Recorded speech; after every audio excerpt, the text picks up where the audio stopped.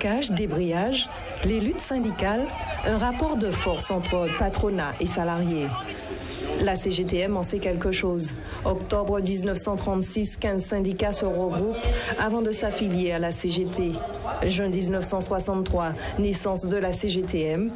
1936-2016, on fait ici le combat des CGTistes. Une priorité, réduire les inégalités, l'augmentation des salaires.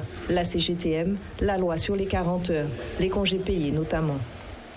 La loi sur les 40 heures, les congés payés, la sécurité sociale, l'élection de délégués du personnel. J'enlève la sécurité sociale parce que la sécurité sociale, c'est pas 1936. Mais les congés payés, les 40 heures et les délégués du personnel et une augmentation de salaire de 25%.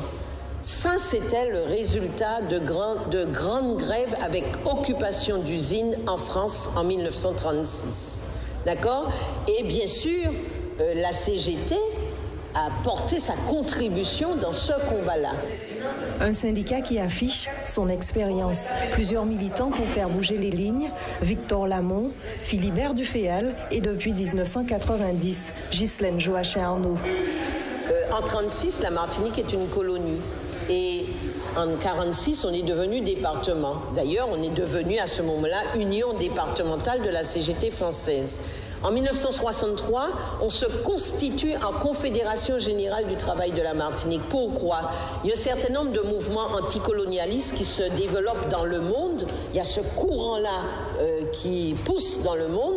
Et ici, en Martinique, le mouvement progressiste décide qu'il est normal que ce soit les travailleurs martiniquais qui prennent en charge leur organisation. Autre militant, longtemps lui aussi secrétaire général, Luc Bernabé. C'est justement en 1990 qu'une scission entre deux ténors va faire naître la CGTM-FSM.